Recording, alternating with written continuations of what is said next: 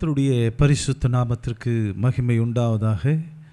கர்த்தரும் இரட்சகருமாக இயேசு கிறிஸ்துவின் நாமத்தினாலே இந்த மாலை வேளையில் 8ஆம் தேதியிலே அருமையான கிரைஸ்ட் டிவி மூலமாக கர்த்தருடைய வார்த்தை பகிர்ந்து கொள்ளும்படியாக அன்பாக அழைத்த அன்பு சகோதரர் காப்ரியேல் அவருடைய குடும்பத்தையும் பிள்ளைகளையும் இந்த கிரைஸ்ட் டிவியின் மூலமாக கர்த்தருடைய கிருபை அவர்களோடு இருந்து வழிநடத்தும்படியாக விசேஷமாக இந்த ஸ்டுடியோவில் அன்பு சகோதரர்கள் இதற்கு காரணராக இருந்து அவர்களும் கர்த்தருடைய கிருபையில் இன்னும் மென்மேலும் ஆசீர்வதிக்கப்பட இயேசுவின் நாமத்தினாலே வாழ்த்துகிறோம். இப்பொழுதும் கூட ஒரு பாடலை பாடி அதன் பிறகு கர்த்தருடைய வார்த்தைக்குள்ளாக நாம் செல்வோம்.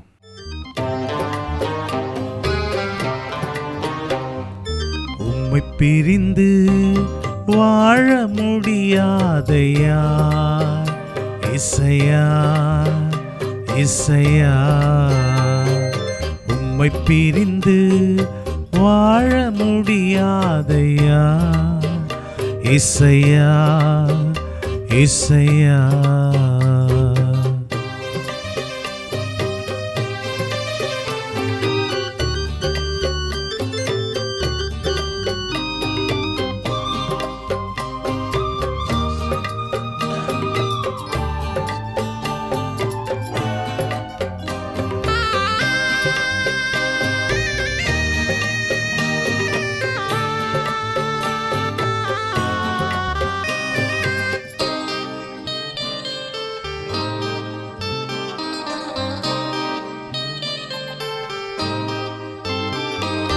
திராட்சை செடியின் கொடியாக உம்மில் நிலைத்திருப்பேன்.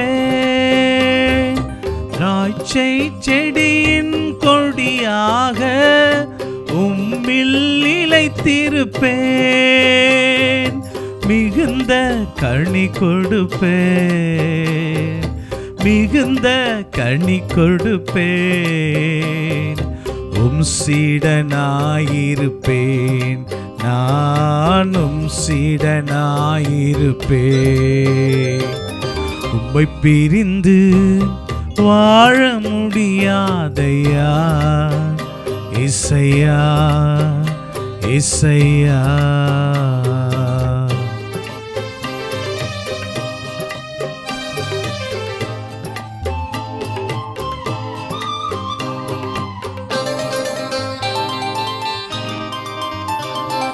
முன்னும் பின்னும் என்னை நொறுக்கி உம் கரம் வைக்கின்றீர். முன்னும் பின்னும் என்னை நொறுக்கி உம் கரம் வைக்கின்றீர். உமக்கு மறைவாய் எங்கே போவேன், உமக்கு மறைவாய் எங்கே போவேன். உம்மை விட்டு எங்கே ஓடுவேன், நான் உம்மை விட்டு எங்கே ஓடுவேன். உம்மை பிரிந்து வாழ முடியாதையா இசையா இசையா.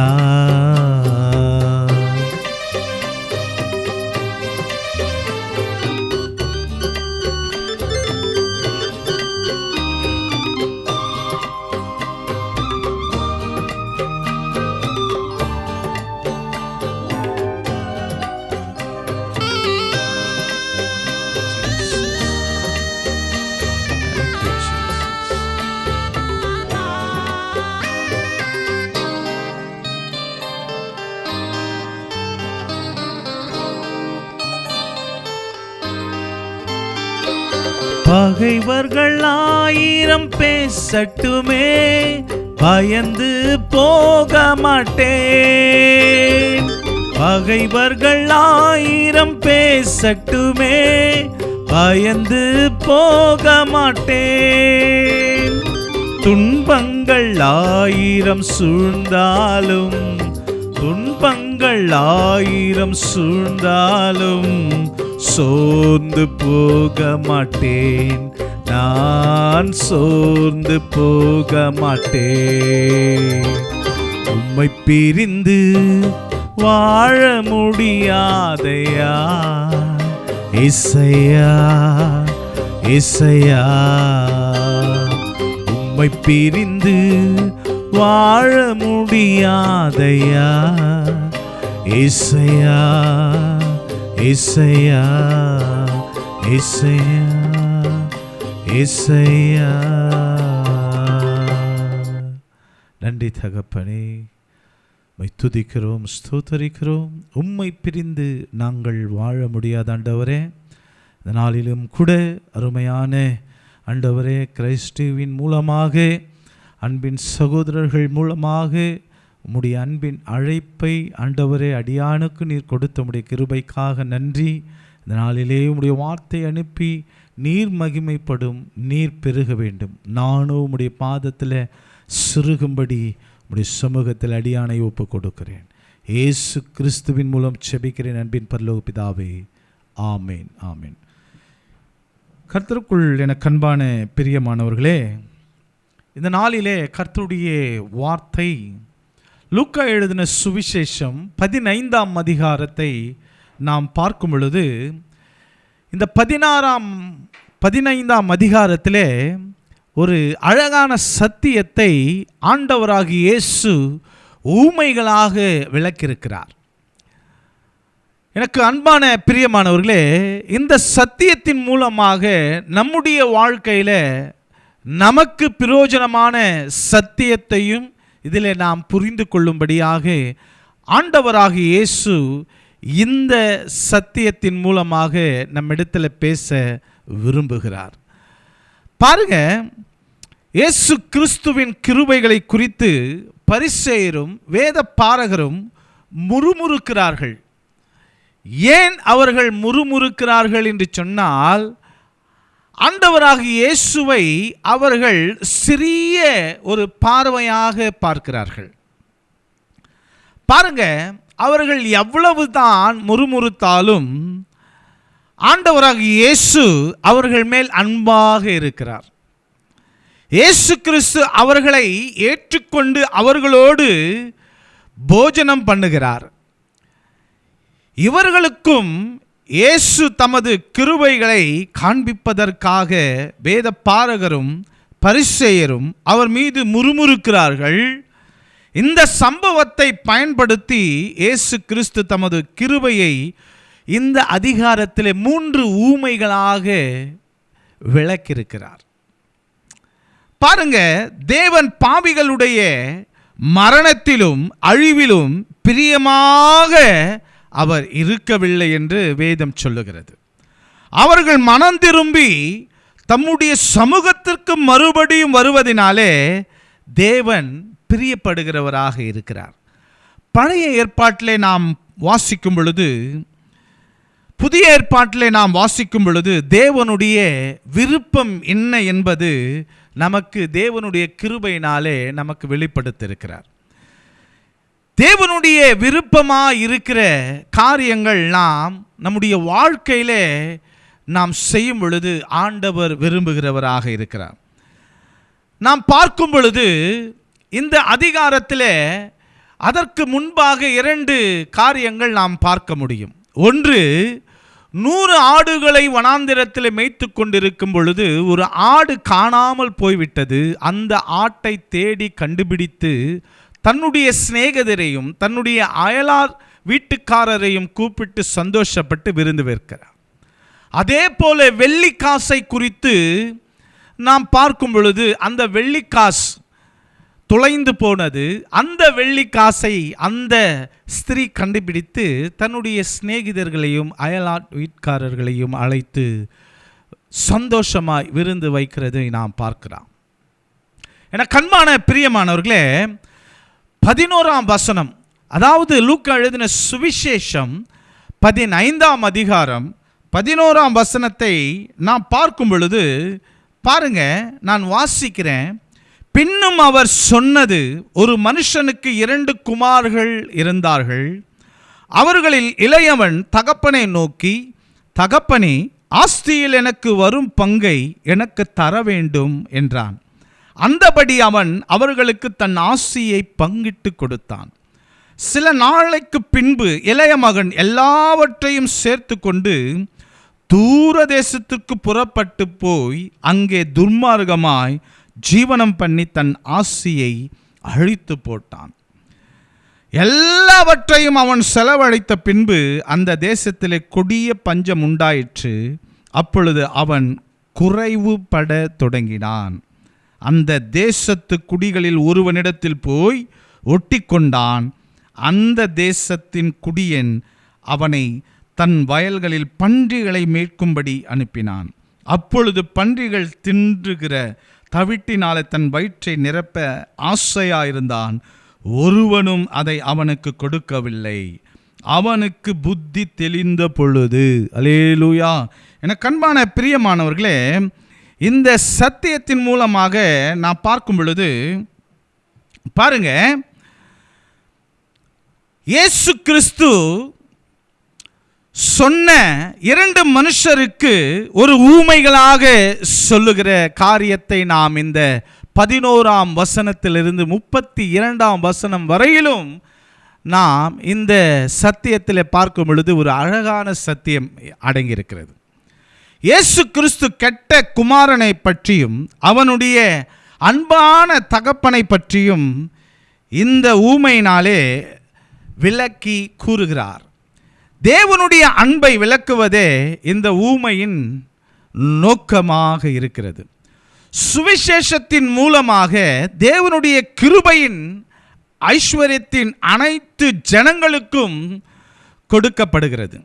இந்த ஊமையின் சூழ்நிலைகளை தியானித்து பார்க்கும் பொழுது தேவனுடைய கிருபையின் பெரிதான அளவுக்கு நமக்கு தெரிய வரும். இந்த உலகத்தார் தாங்களுக்கு இஷ்டமான தேவனை விட்டு விலகி ஜீவித்தாலும் கிருபையுள்ள தேவன் மனம் திரும்பும் பாவி மீது அன்புள்ளவராக இருக்கிறாருங்க. அவருடைய கிருபை எந்த அளவுக்கு மகத்தான கிருபையாக இருக்கிறது பாருங்க. இந்த ஊமையிலே கூறப்பட்டிருக்கும் தகப்பன் அகில உலகத்திற்கு பிதாவாக இருக்கும் தேவனை குறிக்கிற சம்பவம் இதில் நாம் பார்க்க முடியும். நமது தேவன் நம்முடைய வாழ்க்கையில் நித்திய பிதாவாகிய தேவனாக இருக்கிறார். அவர் நமக்கும் போதகம் பண்ணி கொண்டிருக்கிறார். ஹல்லேலூயா. அனுதினமும் நம்முடைய வாழ்க்கையிலே நம்மை பராமரித்து கொண்டு வருகிறார். நம்மை கரம் பிடித்து நடத்தி கொண்டு வருகிறார். அவருடைய கிருபையின் ஆசீர்வாதங்கள் நம்முடைய வாழ்க்கையில் கொடுத்து கொண்டு வருகிறார் பாருங்க. ஆனால் இங்கே பரிசேயரும் ஆயக்காரரையும் பார்க்கும் பொழுது தேவனுடைய பார்வையில் இவர்கள் எல்லாருமே அவர்களுடைய ஆண்டவருடைய பிள்ளைகளாக தான் இருக்கிறார்கள். ஆனால் ஆண்டவரை அவர்கள் ஏற்றுக்கொள்ளவில்லை, முறுமுறுக்கிறார்கள். ஆண்டவர் செய்கிற காரியங்கள் அவர்களுக்கு போதுமானதாக இல்லை. ஆண்டவர் செய்கிற மகத்தான நன்மைகளை குறித்து செய்யும் பொழுது அவர்கள் அருவருக்கிறார்கள், முறுமுறுக்கிறார்கள். என கண்பான பிரியமானவர்களே, பாருங்க, தேவனுடைய கிருபை நம்முடைய வாழ்க்கையில் எப்படியெல்லாம் செயல்படுகிறது என்று பார்க்கும் பொழுது பாவிகளுக்கும் ஆண்டவர் அன்புள்ள தேவனாக இருக்கிறார். எவ்வளவுதான் ஒரு மனிதன் இந்த உலகத்தில் பாவம் செய்தால் அந்த பாவங்களை கொண்டு வந்து தேவனுடைய பாதத்தில் நாம் அறிக்கையிடும் பொழுது அந்த பாவத்தை மன்னிக்கிற அதிகாரம் ஆண்டவராகிய இயேசு கிறிஸ்துவுக்கு மாத்திரமே இந்த உலகத்தில் இருக்கிறது. வேற எந்த மனிதனுக்கும் பாவத்தில் விடுதலை கொடுக்க அதிகாரம் இல்லை. கண்மான பிரியமானவர்களே, இந்த வசனங்களை நாம் பார்க்கும் பொழுது பாருங்க, இளைய மகன் அவனுடைய தீய சிந்தனைகளினாலே தன்னுடைய வாழ்க்கையை எப்படியாவது நல்ல முறையில் அனுபவிக்க வேண்டும் என்று விரும்புகிறான். உதாரணத்தனமாக அவனுடைய வாழ்க்கையில உச்சிதமான பெரிய பெரிய பெரிய ஆளா இருக்க வேண்டும். அவன் எல்லோரிலும் பெரியவனாக இருக்க வேண்டும், எல்லோரும் அவனை பார்க்க வேண்டும், எல்லாரிலும் நான் பெரியவனாக காணப்பட வேண்டும் என்று அவனுக்குள்ள ஒரு தீய சிந்தனை. பாருங்க, தகப்பனிடத்தில் போயிட்டு எனக்கு வரும் பங்கை எனக்கு தர வேண்டும் என்று கூறுகிறான். இவனுடைய பேச்சு பார்க்கும் பொழுது அந்த இடத்துல எப்படி இருக்கிறது என்று சொன்னால், தகப்பனை எனக்கு தர வேண்டும் என்று உரிமையோடு கேட்கிறான். எனக்கு அன்பான பிரியமானவர்களே, தேவனிடத்திலே நாம் எந்த அளவுக்கு பணிந்து குனிந்து பயந்து தேவனிடத்தில் நம்முடைய ஜெபத்தையும் நம்முடைய விண்ணப்பத்தையும் நம்முடைய ஜெபத்தையும் ஏறெடுக்கிறோமோ அப்பொழுதுதான் ஆண்டவருடைய சமூகத்தில் நம்முடைய ஜெபம் கேட்கப்படும். நாம் ஜெபிக்கிறவர்களாக இருக்கலாம், நாம் துதிக்கிறவர்களாக இருக்கலாம், நாம் வேதத்தை வாசிக்கிறவர்களாக இருக்கலாம், நான் கர்த்தருடைய ஊழியத்தை செய்கிறவர்களாக இருக்கலாம். ஆனாலும் நாம் எந்த அளவுக்கு பணிவோடு ஆண்டவருடைய சமூகத்தில் நாம் நெருங்குகிறோமோ அப்பொழுதுதான் தேவன் நம்முடைய வேண்டுதலுக்கும் ஜெபத்திற்கும் பதில் கொடுப்பார். ஆனால் இந்த இளைய குமாரன் தன் தகப்பனிடத்தில் கேட்கும் பொழுது பணிவு காணப்படவில்லை. தன்னிடத்தில் ஒரு அதிகாரபூர்வமாக கேட்கிறார். எனக்கு அன்பான பிரியமானவர்களே, அவனுடைய உரிமையை கேட்கும் பொழுது தன்னுடைய தகப்பனார் தான், ஆனால் அந்த தகப்பனாரிடத்தில் எந்த அளவுக்கு அவன் பணிய வேண்டும் என்று வேதத்தில் நாம் பார்க்கிறோம்.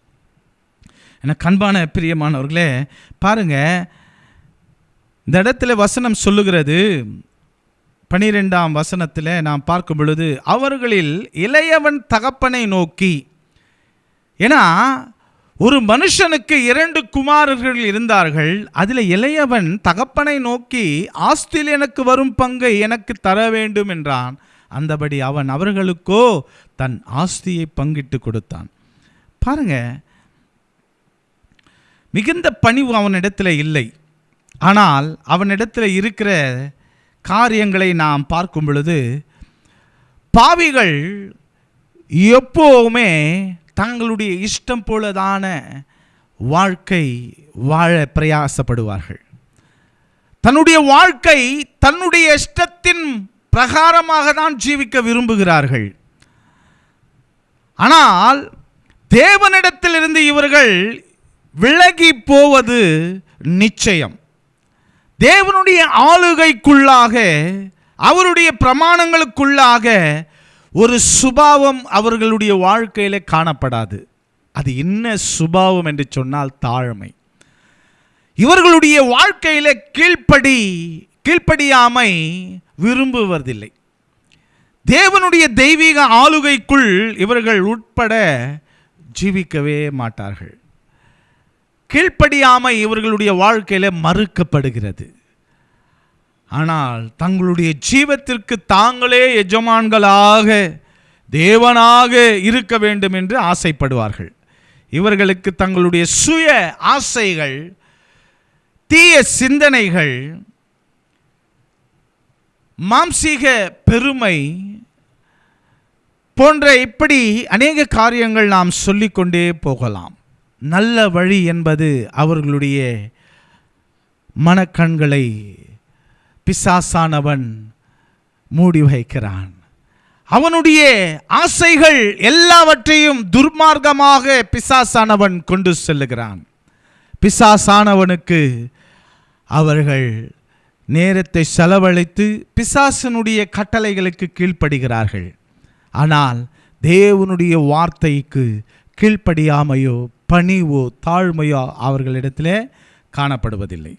எனக்கு அன்பான பிரியமானவர்களே, அவர்களுடைய வாழ்க்கையில் பார்க்கும் பொழுது பாருங்க, தீமையான காரியங்கள்.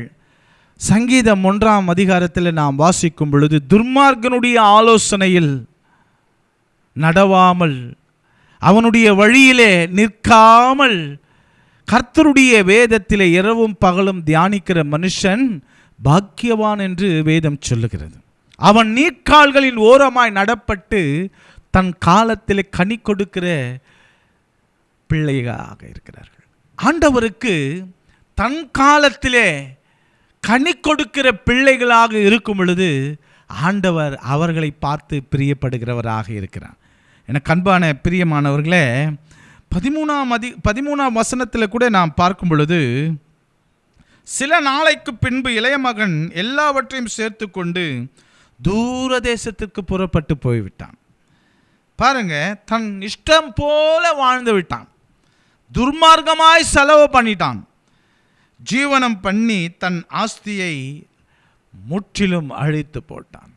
பாருங்க, அவனுடைய வாழ்க்கையை பார்க்கும் பொழுது எந்த அளவுக்கு தன்னுடைய தகப்பனார் இடத்துல கீழ்த்தனமாய் தான் நடந்து கொண்ட விதத்தை பார்க்கும் பொழுது தன்னுடைய ஆசீர்வாதத்தில் அவனுடைய வாழ்க்கையில் முற்றிலும் பெற்றுக்கொள்ளாமல் போய்விட்டான். எனக்கு அன்பான பிரியமானவர்களே, இங்கே பார்க்கும் பொழுது 14ஆம் வசனத்தில் நாம் பார்க்கும் பொழுது, எல்லாவற்றையும் அவன் செலவழித்த பின்பு அந்த தேசத்தில் கொடிய பஞ்சம் உண்டாயிற்று. அப்பொழுது அவன் குறைவுபட தொடங்கினான். அவன் இஷ்டம் போல ஜீவிக்க வேண்டும், அவன் இஷ்டம் போல வாழ வேண்டும், அவன் இஷ்டம் போல செய்ய வேண்டும் என்று அவனுடைய இருதயத்தில் விருப்பம். ஆனால் தகப்பனிடத்திலே அவன் பெற்றுக்கொண்ட ஆஸ்தியை முற்றிலும் செலவழித்து விட்டான்.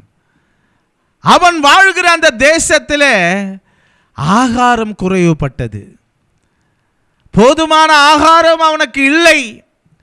இவனுடைய ஆஸ்தியை பெற்றுக்கொண்டு தூர தேசத்திற்கு போய் இவனுடைய இஷ்டம் போல வாழ்ந்தான். ஆனால் இவனுடைய வாழ்க்கையில் ஆகாரம் குறைவுபட்டது. அன்றைக்கு ஆமோஸ் தீர்க்கதரிசியின் மூலமாக நாம் வாசிக்கும் பொழுது, யூத ஜனங்கள் கர்த்தருடைய வார்த்தைக்கு கீழ்ப்படியவில்லை. அவர்களுடைய குடும்பத்தில் அப்பம் குறைவுபட்டது. நல்லா தான் வாழ்ந்தாங்க, நல்லா தான் இருந்தாங்க. அந்த அடிமைத்தனத்திலிருந்து ஆண்டவராக இயேசு அவர்களை அழைத்து கொண்டு வந்து அவர்கள் வேண்டியபடி ஆகாரத்தை கொடுத்தார். ஆனால் அந்த காரியங்கள் எல்லாவற்றையும் மறந்து, இயேசுவை மறந்து இவர்கள் இஷ்டம் போல ஜீவித்தார்கள். ஆமோஸ் தீர்க்கதரிசி அவர்களை பார்த்து சொல்லுகிறார், உங்களுடைய பல்லுகளுக்கு ஓய்வை கொடுத்து விட்டார். உங்களுடைய குடும்பத்தில் அப்பம் குறைவு ஏற்பட்டது. ஏன்? நல்லதானே சாப்பிட்டு கொண்டிருந்த, நல்லதானே இருந்த, நல்லதானே வாழ்ந்து கொண்டிருந்த, நல்லதானே இருந்த, அப்படி சொல்லி அநேக காரியங்களை நாம் பார்க்க முடியும். ஆனால் உலக காரியங்கள் பார்க்கும் பொழுது மக்கள் சொல்லுகிறத உதாரணமாய் என்ன சொல்லுவாங்க, யாரோ கண்ணு டிஸ்டி வச்சிட்டாங்கப்பா. கண்ணு டிஸ்டி வைக்கல, ஆண்டவரிடத்தில் அவர்கள் வருவதை, அவர்களுடைய நேரம், அவர்களுடைய பணிவு தாழ்மை குறைவுபட்டது. அவர்கள் இஷ்டம் போல ஜீவித்தார்கள். அவருடைய குடும்பத்தில் அப்பம் குறைவுபட்டது. நம்முடைய வாழ்க்கையிலே ஆண்டவருக்கு எந்த ஸ்தானத்தை நாம் கொடுக்கிற ஸ்தானத்தை, எந்த அளவுக்கு ஆண்டவருக்கு முக்கியத்துவம் கொடுக்கிறோம், எந்த அளவுக்கு ஆண்டவருடைய சமூகத்தில் நம்முடைய நேரத்தை செலவழிக்கிறோம், எந்த அளவுக்கு ஆண்டவரிடத்தில் நாம் முதல் மணி நேரம் கொடுக்கிறோம். உலகத்தோடு வாழ்ந்து கொண்டிருக்கிற நாம் இந்த உலகத்திலே இயேசு என்ற தெய்வம் என்னை அழைத்தார், என்னை தெரிந்து கொண்டார், என்னை பயன்படுத்தி கொண்டு வருகிறார். நான் ஆண்டவருக்காக எப்படி வாழ வேண்டும், எப்படி வாழ்ந்தால் ஆண்டவர் பிரியப்படுவார், எப்படி ஜீவித்தால் ஆண்டவருடைய சமூகத்திலே நாம் ஆசீர்வாதங்களை பெற்றுக்கொள்ளும். வேதத்திலே நாம் பார்க்கும் பொழுது அநேக காரியங்கள் நாம் சொல்லிக்கொண்டே போகலாம். பாருங்க, அவனுடைய வாழ்க்கையிலே தூர தேசத்திலே அவனுடைய ஆகாரம் குறைவுபட்டது. பாருங்க, எல்லாவற்றையும் அவன் செலவழித்த பின்பு அந்த தேசத்திலே ஒரு பஞ்சம் உண்டாயிற்று. அப்பொழுது அவன் குறைவுபட தொடங்கினான். எல்லாவற்றையும் அவன் செலவழித்த பின்பு அந்த தேசத்தில் பஞ்சம் உண்டாயிற்று. அப்பொழுது அவன் குறைவுபட தொடங்கினான். அந்த தேசத்தின் குடிகளில் ஒருவனிடத்தில் போய் ஒட்டி கொண்ட பொழுது அந்த குடியானவன் அவனை தன் வயல்களிலே பன்றிகள், பாருங்க, அவனுடைய வீட்டிலே, அவருடைய தகப்பனார் வீட்டிலே வேலைக்காரன் போதுமான உணவு உண்ணும்படி இருக்கிறது. ஆனால் இவனுக்கு பன்றிகள் தின்னும் ஆகாரத்தை சாப்பிடும்படி சொல்லுகிறார்கள். ஆனாலும் அவனுடைய வாழ்க்கையிலே அந்த நிலைமையை ஏன் வந்தது என்று அவன் கொஞ்சம் யோசித்து சிந்தித்து பார்த்த பொழுது அவனுடைய வாழ்க்கையிலே தன்னுடைய தகப்பனார் இடத்திற்கு போக வேண்டும் என்று அந்த உணர்வு ஆண்டவர் அவனுடைய வாழ்க்கையில் கொடுத்தபடினாலே பாருங்க, அவனுக்கு புத்தி தெளிந்தது என்று 17ஆம் வசனத்திலே நாம் பார்க்கிறோம். அவன் என் தகப்பனுடைய கூலிக்காரர் எத்தனையோ பேருக்கு பூர்த்தியான சாப்பாடு இருக்கிறது, நானோ பசியினால் சாகுகின்றேன் என்று அந்த இளைய மகன் சொல்லுகிறதை நான் பார்க்க முடியும். பாருங்க, 19ஆம் வசனத்தில் பார்க்க முடியும். இனிமேல் உம்முடைய குமாரன் என்று சொல்லப்படுவதற்கு நான் பாத்திரன் அல்ல, உம்முடைய கூலிக்காரரில் ஒருவனாய் என்னை வைத்துக்கொள்ளும் என்பேன் என்று சொல்லி எழுந்து புறப்பட்டு தன் தகப்பனிடத்தில் வந்தான். அவன் வரும் பொழுதே தூரத்திலிருந்து தன்னுடைய தகப்பன் அவனை பார்த்து கட்டி பிடித்து முத்தம் செய்து தன்னுடைய வேலைக்காரர்களில் அழைத்து நல்ல கொழுத்த கன்றை இவனுக்கு விருந்து செய்ய வேண்டும் என்று அவர்களிடத்தில் சொல்கிறார்கள். எனக்கு அன்பான பிரியமானவர்களே, இந்த காரியங்களை நாம் பார்க்கும் பொழுது இந்த வசனத்தின் மூலமாய் நம்முடைய வாழ்க்கையில் நாம் என்ன கற்றுக்கொள்ள வேண்டும் என்று நமக்கு ஆண்டவர் போதிக்கிறார். பாருங்க, அவன் எழுந்து புறப்பட்டு, பாருங்க, நாம் நல்லா தான் நம்முடைய குடும்பத்திலே நாம் வாழ்ந்து கொண்டிருந்தோம். பிசாசானவன் தன்னுடைய வாழ்க்கையிலே வந்தவுடனே தன் தகப்பனாரிடத்திலே போய் தனக்கு சேர வேண்டிய ஆஸ்தியில் பங்கிட்டு கொடுக்க வேண்டும் என்று அதிகாரபூர்வமாக கேட்டான். தன் ஆஸ்தியை கொடுத்து தூர தேசத்திற்கு அந்த இளைய மகன் போனான். அவனுக்கு சில நாளைக்கு பின்பு அந்த தேசத்திலே பஞ்சம் உண்டாயிற்று. பாருங்க, புத்தி தெளிந்து தன் தகப்பனாரிடத்திலே வந்தான். இந்த வசனத்தின் மூலமாய் நமக்கு இந்த இடத்துல ஒரு பாடம் இருக்கிறது. எனக்கு அன்பான பிரியமானவர்களே, நம்முடைய வாழ்க்கையிலே நல்லா தான் வாழ்ந்து கொண்டிருந்தோம், ஏன் என் வாழ்க்கையில் கஷ்டம், ஏன் என் வாழ்க்கையில் வியாதி, எனக்குத்தான் இப்படிப்பட்ட கஷ்டங்கள் வர வேண்டுமா என்ற கேள்வி நம்முடைய வாழ்க்கையில் ஒரு கேள்விக்குறியாக இருக்கிறது. நான் நல்லா ஜெபிக்கிறேனே, நான் நல்ல ஆலயத்திற்கு போகிறேனே, தசம பாகங்கள் கொடுத்து கொண்டு வருகிறேனே, ஆண்டவரை துதித்து கொண்டு வருகிறேனே, வேதத்தை வாசித்து கொண்டு வருகிறேனே, தேவனுடைய ஆலயத்திலே அநேக பணிகளை செய்து கொண்டிருக்கிறேனே, இப்படியெல்லாம் ஆண்டவருக்கு ஒரு லிஸ்ட் கொடுக்கலாம். ஆனால் ஆண்டவர் சொல்லுகிற காரியம், ஆண்டவர் விரும்பும்படி நாம் இந்த உலகத்திலே அவருடைய பிள்ளைகளாக நாம் வாழ பிரயாசப்படுவேன். அவருடைய பிள்ளை இந்த உலகத்தில் எப்படி வாழ வேண்டும்? அவருக்கு நேரத்தை கொடுக்க வேண்டும், அவருக்கு முதல் மணி நேரத்தை கொடுக்க வேண்டும். அவருடைய உறவிலே நாம் அவருடைய பலத்த கரங்களுக்குள்ளே நாம் அடங்கி இருக்க வேண்டும். நம்முடைய வாழ்க்கையிலே பெருமையான வார்த்தைகளுக்கு இடம் கொடுக்கக்கூடாது. எல்லா பெருமை ஆண்டவர் ஒருவருக்கே என்று சொல்லி கூறி அவரை நாம் பெருமைப்படுத்த வேண்டும், அவரை நாம் கனப்படுத்த வேண்டும். எல்லாமே அவர் கொடுத்தது தான். இந்த நாளிலே இந்த இடத்துல நின்று தேவனை துதிக்கும்படி கொடுத்த அவருடைய கிருபைக்காக நான் பாத்திரன் அல்ல. ஆனாலும் ஆண்டவர் கொடுத்த இந்த காரியத்திற்காக, இந்த நேரத்திற்காக எல்லா புகழும் எல்லா கனமும் அவருக்கே நான் செலுத்தும்படி என்னை தாழ்த்துகிறேன். அப்படி நம்முடைய வாழ்க்கையில நம்மை தாழ்த்தும் பொழுது, நம்மை ஆண்டவருடைய சமூகத்தில் ஒப்பு கொடுக்கும் பொழுது, பாருங்க, அந்த இளைய மகன் புத்தி தெளிந்த போது அவனுடைய தகப்பனை தேடி வருகிறான். நம்முடைய வாழ்க்கையிலே நான் பெரிய ஆளாக வேண்டும், நான் பெரியவனாக இருக்க வேண்டும், நான் முதல்வனாக இருக்க வேண்டும் என்று நினைப்பது கொஞ்சம் காலம்தான். இந்த உலகத்திலே நித்திய ஜீவனை குறித்து நாம் கற்றுக்கொள்ள வேண்டும். நம்முடைய வாழ்க்கை எப்படி இருக்கிறது, நம்முடைய பரலோகத்தின் வாழ்க்கை எப்படி இருக்கிறது, தேவனுடைய சமூகத்திலே நாம் அவருடைய காரியங்களிலே நாம் அவருக்கு முதன்மையான ஸ்தானத்தை கொடுத்து நம்முடைய வாழ்க்கையிலே அவரை நாம் முன் வைக்கிறோமோ, அன்றைக்கு தாவீது ராஜா சொன்ன பொழுது, கர்த்தரை எனக்கு முன்பாக வைத்திருக்கிறேன், நான் அசைக்கப்படுவதில்லை என்று சங்கீதம் 18ஆம் சங்கீதத்திலே நாம் பார்க்கிறோம். எனக்கு அன்பான பிரியமானவர்களே, இந்த நாளிலும் கூட நம்முடைய வாழ்க்கையிலே துர்மார்க்கமாய் நாம் ஜீவிக்கும் பொழுது, நாம் நம்முடைய இஷ்டப்பிரகாரமாக நாம் ஜீவிக்கும் பொழுது, நம்முடைய வாழ்க்கை நாம் தான் தீர்மானிக்க வேண்டும் என்று நினைக்கும் பொழுது, இந்த பெருமையான காரியங்கள் தேவனிடத்தில் ஒரு நாளும் சேராது. அவருடைய காரியங்கள் பணிவோடு, பயத்தோடு, தாழ்மையோடு ஆண்டவருடைய சமூகத்தில் நாம் போகும் பொழுது, கர்த்தர் நம்மையும், நம்முடைய குடும்பத்தையும், நம்முடைய ஊழியங்களையும், நம்முடைய பிள்ளைகளையும் அடுத்த ஸ்தானத்திற்கு நம்மை கொண்டு போக அவர் நமக்கு முன்பாக இருந்து வழி நடத்துவார். என கண்பான பிரியமானவர்களே, இந்த சத்தியத்திலே அநேக காரியங்கள் இருக்கிறது. இன்னும் ஆண்டவர் வாய்ப்பு கொடுத்தால் இன்னும் அநேக காரியங்கள் நாம் பேச கர்த்தர் பயன்படுத்துவார். இந்த வார்த்தைகளையும் கர்த்தர் ஆசீர்வதிப்பாராக. இந்த வாய்ப்பை கொடுத்த அருமையான கிரைஸ்ட் டிவி சகோதரர் காப்ரியேல் அவரோடு உடன் சகோதரர்களையும் ஆசீர்வதித்து, இன்னும் அநேக பிள்ளைகள் இந்த இடத்திலே கூடி கர்த்தருடைய வார்த்தையை பகிர்ந்து கொண்டு அநேக மக்களுக்கு கொண்டு செல்ல கர்த்தர் உதவி செய்யும்படி இந்த வாய்ப்பினை கொடுத்த மறுபடியுமாய் அன்பு சகோதரருக்கு நான் நன்றிகளையும் ஸ்தோத்திரங்களையும் ஏறெடுக்கிறோம். ஜெபிப்போம். அன்பின் பரலோக பிதாவே, துதிக்கிறோம், ஸ்தோத்தரிக்கிறோம். ஆண்டவரே, இந்த நாளிலும் ஆண்டவரே அடியானையும் பயன்படுத்தினீர். எல்லா மகிமையும் கனமும் ஒருவருக்கு செலுத்துகிறோம். உம்மை விட்டு நாங்கள் ஆண்டவரே வாழ முடியாது.